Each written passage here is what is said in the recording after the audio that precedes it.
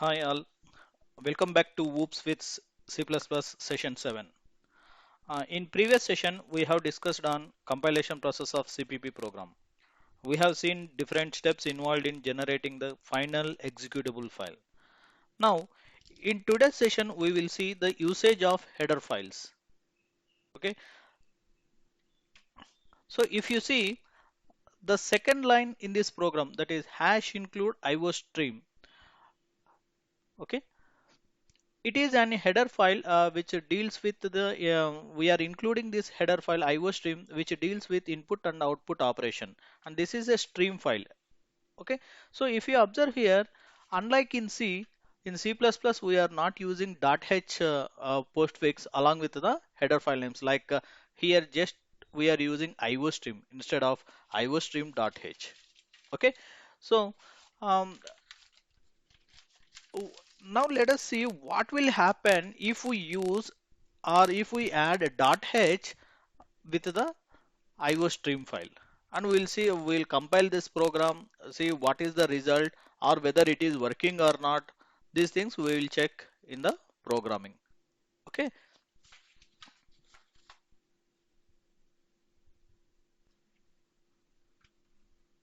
okay. Now let us see, we have discussed this first, my first program.cpp. In the second line we are including .h file iostream.h. So, but actually we are not supposed to give .h here, but I have given. Let's see what will happen to this program. If I give .h, is there any problem? Okay, save this. Okay, compile this program.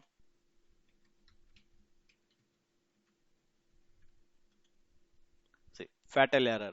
So iostream.h, no such file or directory present. Okay, we'll see what is this, why we are getting this error, why iostream.h. Just go to this path, cd user include, okay, C++. After going here, just do ls. This number will be different. This is the compiler G++ compiler version. Okay, so it is different.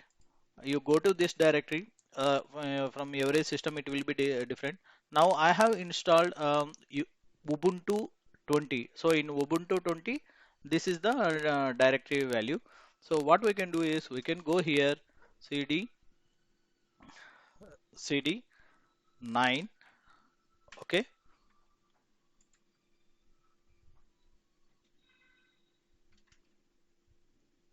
okay. So go to this directory cd user 9. Okay, now this is the directory here, user include C++ 9. Now just do ls. Okay, you can sorry, you can list the files present here. You can see algorithm, any array, all these are actually header files. Okay, which we are going to include. Okay, so algorithm, this one. If you see here, we have something like iostream. This is the file we are including for the input and output operation purpose. Okay, all these files you can see only few files are having .h, fenv.h, uh, cxx abi.h, math.h. Okay, so all these things we have, and you can have c type, c error number, cfno, and chrono, cmath.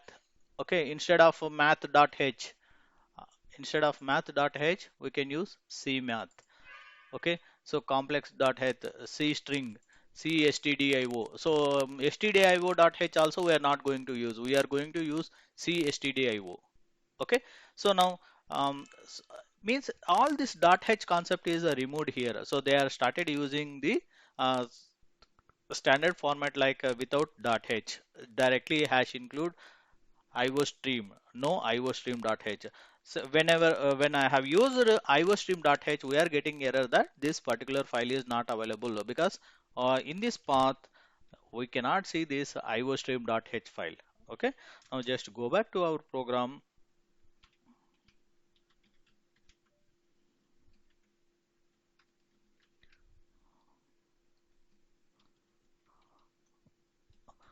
So open this. Now remove this .h. Okay, and comment. we have removed. Now this file is there. Now, why this using namespace std is required? Just comment this one. Okay, I'm just commenting and see. We'll compile this program again. We'll see what is the output or whether it will be compiled or not.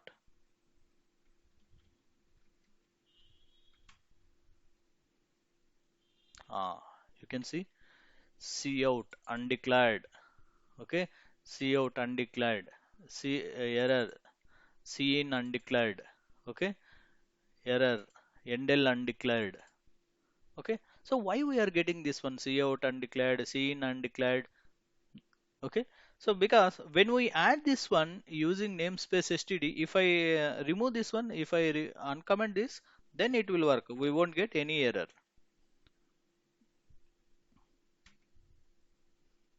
So no error. Now why we are getting this error? Okay, so what is this using namespace std? Now it is there. If I have commented this one, I'm getting wherever I'm using this cout, I'm getting error. Wherever I'm using cin, we are getting error. But where is this cout and cin is present? We'll see this where it is declared. What is this? Where it is declared? In the previous sessions, I have mentioned that cout and cin are objects of OStream class and iStream class. Now just go back to the header file iostream. Okay, so we have this iostream file. Open this iostream header file, what it consists of. Okay, so this is developed under a GNU public license. Okay, you can see here there is something like cin. So cin extend iStream scene. So iStream is a class, and for that class they have created a object. We will discuss about class and objects in the upcoming session, how to create a class and object. Okay. So now cout, cerr, clog, these are all objects of OStream class, and cin is an object of iStream class. So we are getting the if you see here, there is something like namespace std here. Okay, namespace std. So this they have, if you open any of the header file, you can see namespace std, and this iostream file is including three files: bits c++ config.h, and also ostream file and istream file. So because why ostream file? Ostream file is used to create this ostream object. Cout, cerr, clog means these are already predefined objects. Now this is providing security. Whenever I am including this file iostream, by default this cout, cin, cerr, endl, those things will come. Let's open this ostream file, which is dealing completely with sorry, completely with output operations, output stream. Just open this, scroll down. So you can see here namespace std means it is globally they have given. You can see here the class. Okay, template type name class basic IO stream. Okay, now here all these things they have given: basic O stream, basic virtual. This is a class. Okay, so for this class you can check for O stream.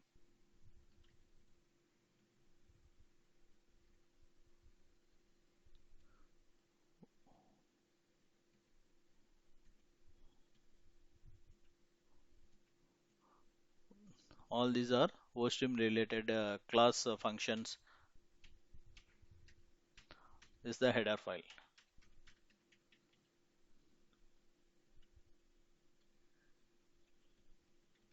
Okay, so this entire thing is OStream class.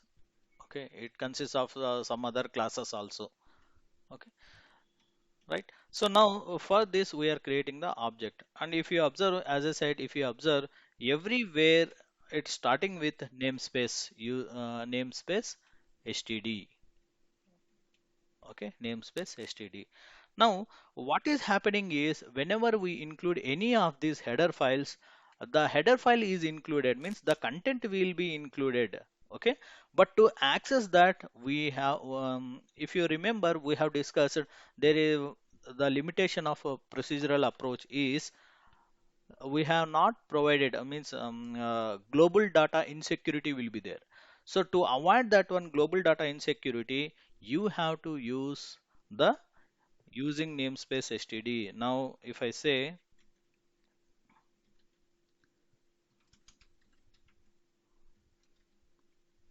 what I'm doing here is AI first program.cpp. Here, when I use this one, what we are saying is include this IO stream file and provide me an access to use this namespace std present in the IO stream file. In that case, if you write cout, then it will check is cout anywhere it is declared here. If it is not declared, search from the namespace IO stream namespace std which is present in IO stream file. So because as and when you include IO stream, this namespace std will also be the part of this IO stream file. For every header file, std is the common namespace used. Okay, so currently we will use this using namespace std. Later we will see in upcoming sessions we will see how to deal with namespace std. How can we create our own namespace std? What are the advantages we can get by using this namespace std? Okay, in how many ways we can access the contents of the namespace. Okay, so now again I'm going back to the include files. Sorry, user include C++. Okay, now go here. Okay, so however we are using instead of however we are using iStream, if you are using some C related pro header files, as for example we are using string.h, instead of string.h you can use C string. Instead of stdlib.h you use C stdlib. Instead of stdio.h use C stdio. So whatever .h we were using in C, you just remove .h and add C here before prefix C. Remove .h from first fix and add C here. So C stdio, C std int, C std define, C std bool, C std arg. Okay. C instead of time.h we are using C time. CU character, CW character, unsigned character, W character, CW character type. Okay. Complex, C math. Okay, instead of limits.h we are using C limits. Instead of chrono.h we are using chrono. Okay, and also bit set complex, C complex. Instead of complex, it is having, it is giving complex dot h as well as C complex. So better to use C complex only. Don't use complex dot h. C complex if you are dealing with some complex variables. Okay, C type, C type dot h, error number dot h. Instead of that you use C error. Instead of float dot h you use C float. Instead of signal dot h you use C signal. Instead of std align you use C std. If you open any of these files, everywhere you can see namespace std. Even you open any of the thing, any of the header file. Say now I will open iStream file.